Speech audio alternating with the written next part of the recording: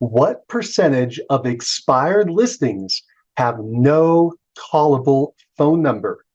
If you'd like to learn that, you're in the right place. Let's talk. Hi, I'm Mike Cerrone with 2 listings per month, and I've been doing a lot of research on expired listings. Let me back up and tell you what that means, and I'm going to give you the stat about how many of them don't have a callable phone number. So, an expired listing is when a homeowner hires a real estate agent. They put the property in they agree to sell the home. They put it in the MLS. They advertise and promote it through the MLS. And at some point in the future, then the agreement terminates and the listing terminates in the MLS, becoming an expired. Basically, time ran out on the clock before the seller and the agent could find a buyer and put a contract together and get it closed. So that's what an expired listing is. It's a seller who tried to sell their home with a real estate agent, but for whatever reason, it didn't happen.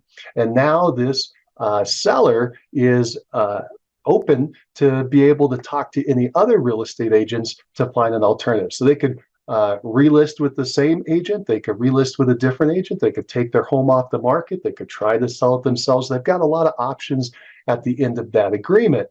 Now, if you're going to pursue expired listings, I'll just tell you, make sure you're complying with whatever the rules are in your local area, your MLS, as well as your realtors, and talk to your broker and maybe an attorney to make sure you're complying with any state laws, local laws, or even federal laws.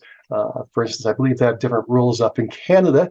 And anyway, know what your rules are in your area if you're going to pursue this. That said, let's get into this stat. I think this stat is pretty interesting. I've been doing this research, and I originally was going to be calling expireds. I figured that was the quickest way to them. Then I discovered that they don't have a lot of callable numbers. Now, let me clarify, the service that I've contracted with is giving me all kinds of numbers to call, multiple numbers, 3-4 numbers per person. The issue is that many of those numbers are on the do not call list. Let's put it that way. They're just not on the do not call list. Some, by the way, come with no number at all, and some come with all the numbers that are shown are on the do not call list. So you take a huge monstrous risk if you call those people on the do not call list, and the other side is not happy with that. They can take you to court and win a lot of money. Okay, I don't know what the numbers are. I heard the number was 15,000 per phone call. I don't know if that's true, but I'm telling you, it's a big, giant penalty, and you don't want to go down that track. So to me, that means that people on the do not call list are not callable. Okay, so sometimes what will happen you'll see these lists, you'll get maybe 1 callable number and 3 non-callables. Sometimes there'll be 2 or 3 that are callable, but that's kind of the exception. Anyway, there's quite a few that have just no number at all, or there's no callable number. In other words, they're on these do not call lists. So to me, those are not callable. You can't call those. And then there are some that do have obviously some numbers that are callable. And the question is, what percentage are not callable? That's what this video is about. So it's a long-winded video to get to a single number. What do you think the percentage is of expired listings that do not have a callable, call them on the phone, a callable number? What percentage of expired listings do not have a callable number? Ready? Now, this is just my own research, by the way. Your numbers might be different in your area, but check this number out. Ready? 62%. That shocked me, right? 62%, 6 out of 10, more than half don't have a callable phone number, unless you want to risk calling a do not call, somebody on the do not call registry, either in your state or federal. And that's a huge risk that I'm not willing to take. Maybe you will. You could tell me down in the comments below if you're okay taking the risk.